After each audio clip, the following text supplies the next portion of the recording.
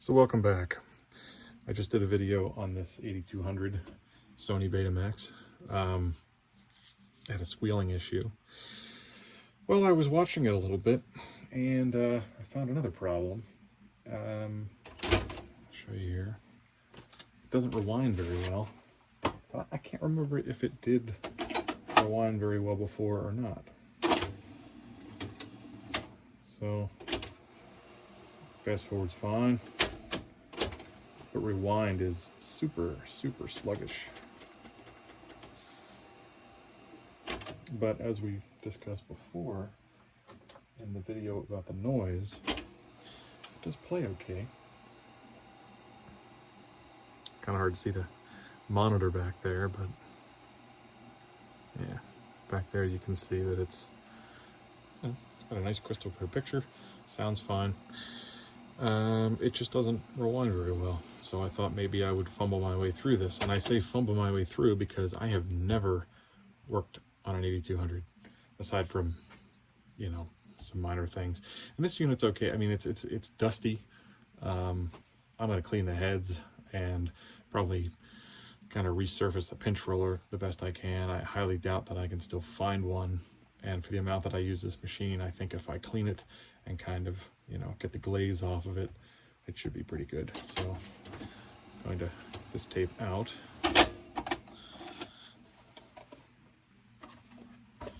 And see what we can do here. I'm going to start by removing this carriage assembly here. And because I believe our issue's down below here, there's not really much for the rewind and fast forward on the bottom. There is maybe two belts, one that goes through the rollers in the last video that were squealing, and another belt that I believe that belt drives just the play spindle, and that's working okay. But I'm sure there's some idler tires down here that are probably loose or slipping, so we're gonna see what we can do about that too. So bear with me. So the first thing I'm gonna do, there are 4 Allen screws here. And what that should allow me to do is pull the whole carriage assembly up and out. Now these are slotted to allow the assembly to kind of move around a little bit for fine tuning. So you may have to play with that once you put it back in. Careful not to drop anything down in here, like the bit of the screwdriver. And there are washers under each one. So turn that off.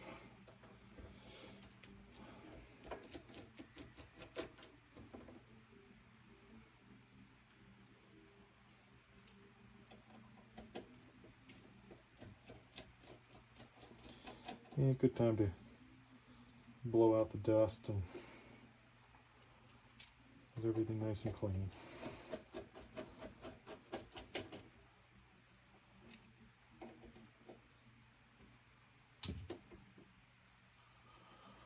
Okay, now these are kind of going to be in my way. They should just lift out.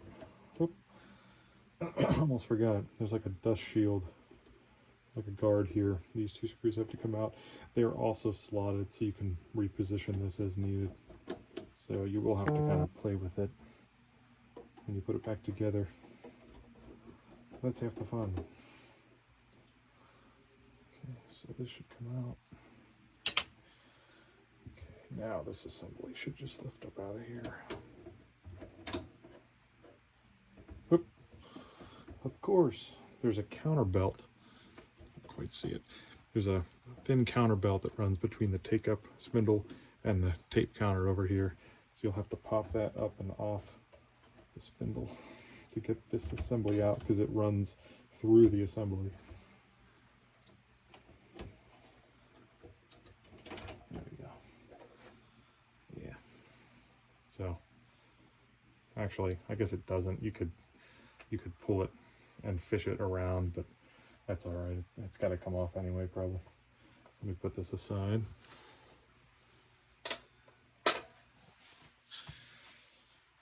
Okay.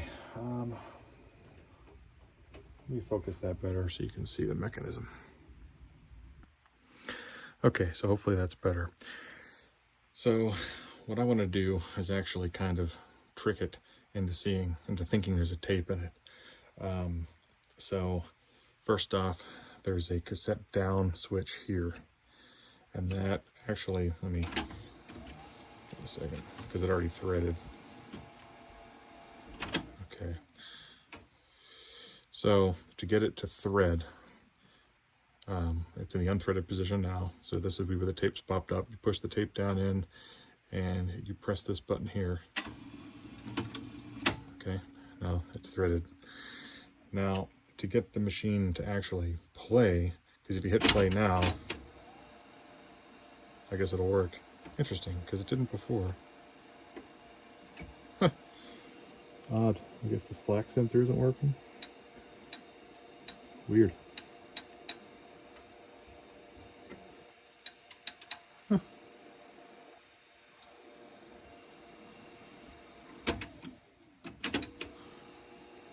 It's also very odd that the capstan and pinch roller are not turning. Very interesting.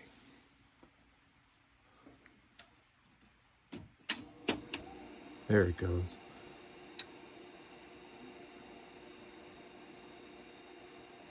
Huh. So, not that it really matters for this, but if you need to, for some reason, have the capstan running, you thread it, and before actually starting or pressing play here, you have to defeat this slack sensor back here, this kind of beige plastic. What happens is when you press play, this pin falls in to next to the pinch roller here, and if there's tape there, it'll keep it from going farther in, and that tells the machine that there's actually tape taut and working properly. So in order to spin it, you'll see when I press play, it'll move in. You have to keep it from going all the way forward. See how I missed it? So the capstan's not turning. The motor's not even running. So we'll just hold it back here. There we go. It's very hard to see, but now the pinch roller's actually running, capstan motor's turning. But either way, I mean, you know, it's still kind of hard to see. And actually, after that, if you let it fall in, it'll shut off the capstan motor. Hey, fun facts. The more you know. Okay, so going back to square one, what we want to do is feel what kind of tension or torque we have on this rewind spindle here and make sure that the brakes are releasing so there's no drag. So we do have some brake action going on there, which is good, because in stop there should be brakes down here applied. So the first thing we'll do is we'll thread it. For this, we really don't have to worry about the capstan running. So we'll just hit rewind. There we go. So that's driving the rewind spindle. Just kind of put some pressure on it. Yeah, it doesn't really feel that bad. Seems pretty good. It's not skipping, or there's no erratic torque or anything like that. And the take up, or what would be the supply reel in the rewind function, is kind of freewheeling, which is what it should do. It shouldn't be binding, or brakes shouldn't be applied. So that feels good. So what that tells me, in my experience, is we really need to clean the tape path, because since the tape stays threaded around the drum and all these guides, any gunk on any of the head drum or the guides or anything like that will really drag that tape and rewind. So I'm going to give that a shot and see if that helps. Out of curiosity, I'm going to grab a torque gauge and put it on here and see what the rewind torque actually is. Okay, so we've got our old torque gauge here, the old TQ600, and that just goes down here onto the spindle. And then when we press rewind, got about 200 grams per centimeter. Try and hold that still. Yeah, a little over that. It really doesn't seem too bad. I don't have the service manual on this unit, so I really don't know what the spec is. But it doesn't seem bad. I wonder what play is. About the same. What fast forward is. Oh. Pretty strong. So rewind compared to fast forward is pretty pathetic. But again, I don't know exactly what they're looking for.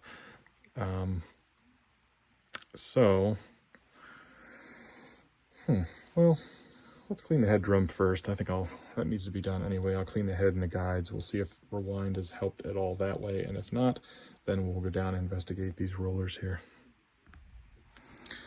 Okay, so just to keep the video from dragging on, I went ahead, cleaned the heads, cleaned the video drum. One cool way you can do that is if you turn this machine on and you get your, well, I don't have it anymore, but I had a wadded up piece of Kimtech wipe, or if you have, you know, a piece of printer paper or something, if that's how you do it, you can actually hold the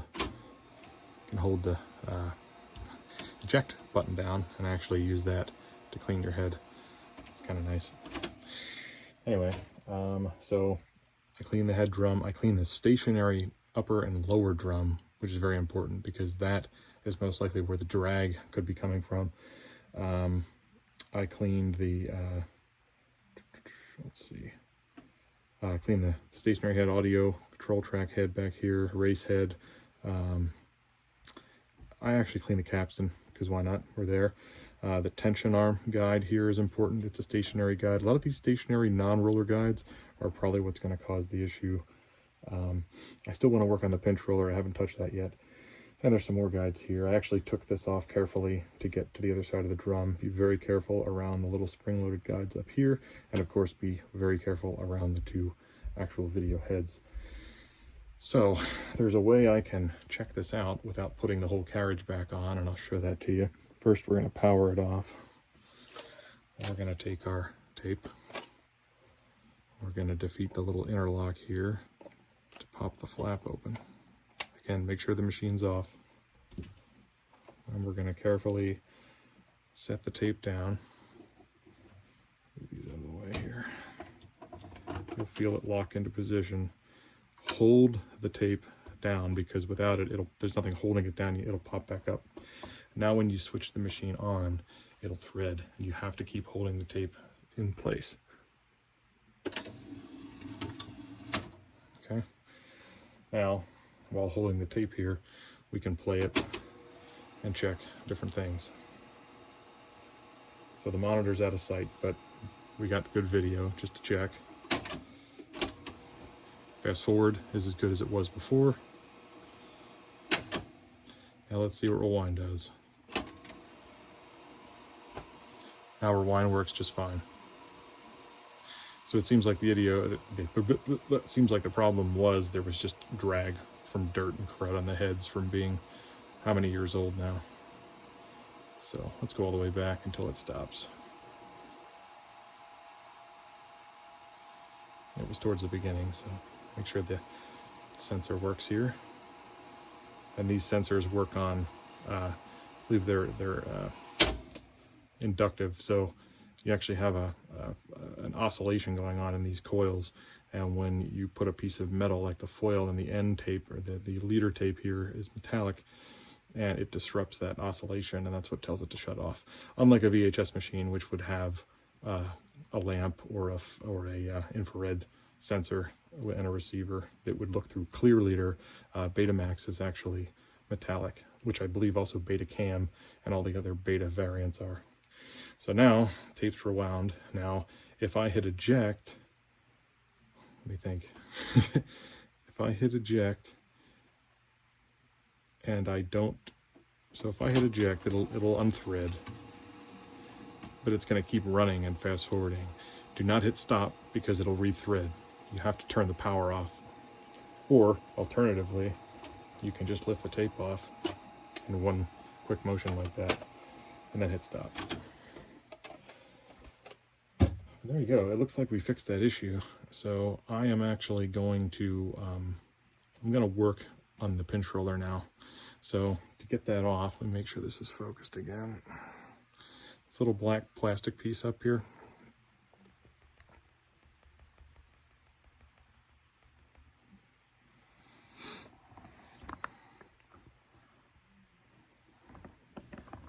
That actually just is on there with a compression fit, which just like the later 5000s, it should be the same way.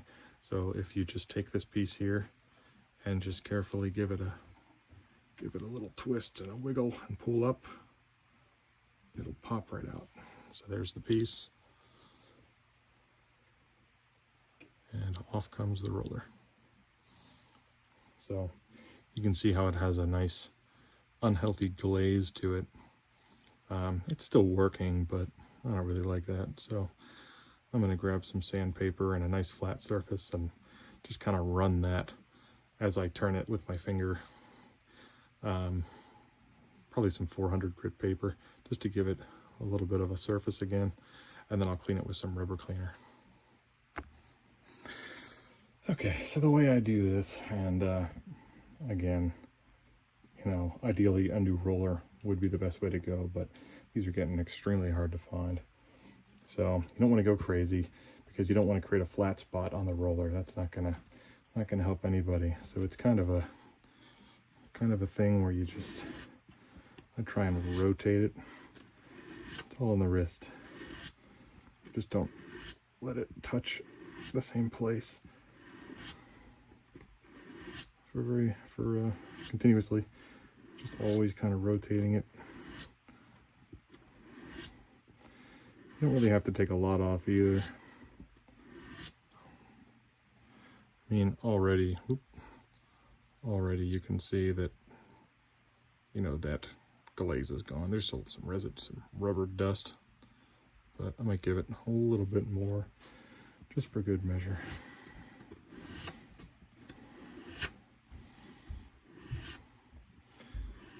You can do this with cassette players, but some of those rollers have a kind of a convex finish on them, so you gotta be careful with that. You might cause the tape to skew, but I've never had a problem with these. That should be good. And then what I used to use to clean these, and what was recommended to me years ago, was Formula 409, just original, with a Q-tip, just clean it up. And that works well. The other thing that I've used, and I've always worried that it was a little bit too harsh, but I've never had it cause any long-term effects. And I used to work on pinball machines, so this RC-88 Wildcat cleaner seems to work pretty well. It's pretty caustic, but that means it works, right? So let me clean this up. Ugh.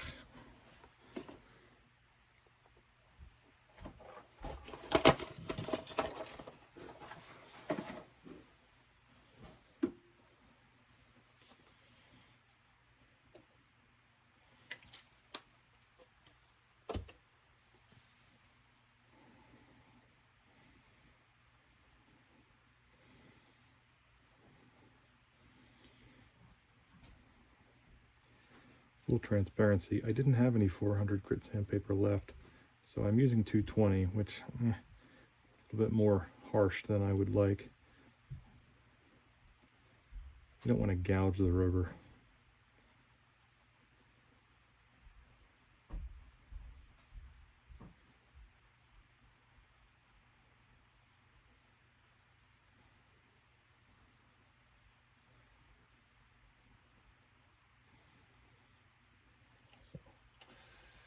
That looks better.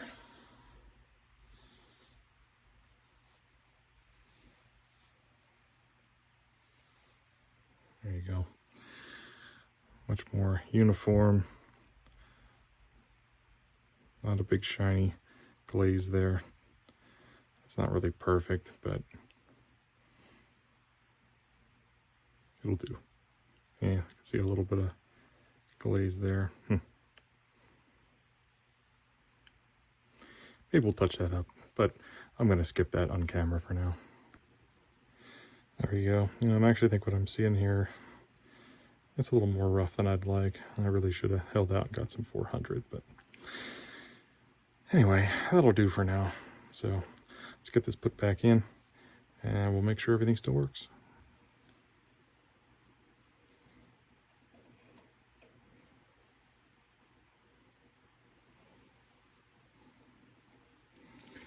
All right.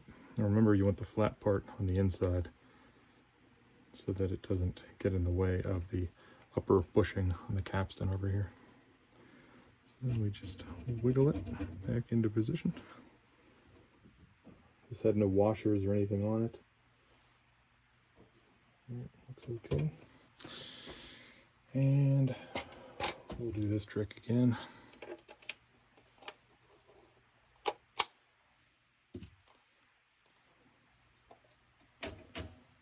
Shut it off.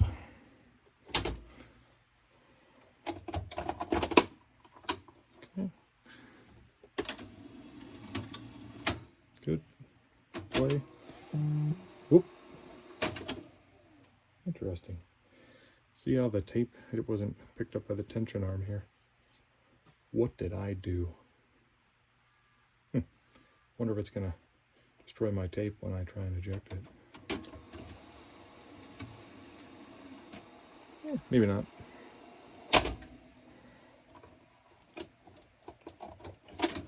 Interesting though that it, I wonder if the tape had some slack in it.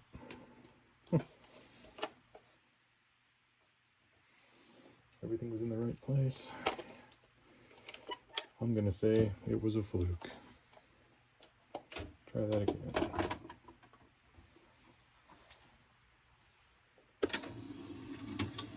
There we go.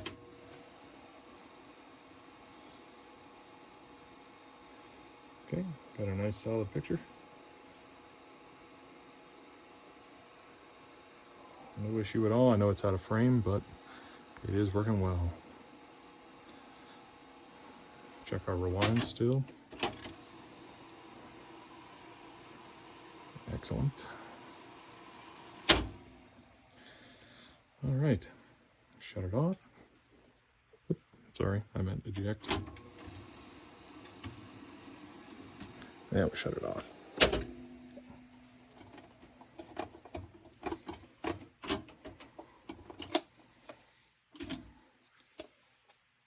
All right. So just a quick addendum to this 8200 and its sluggish rewind issue. As soon as I stopped filming that other video, it still didn't sit right with me that I had so much more torque in fast forward than rewind. So I thought, I'm just gonna go back and clean the rollers anyway. So ideally, you'd replace the idler tires. They're probably long shot. However, again, since this is my own machine, it really doesn't get a lot of use.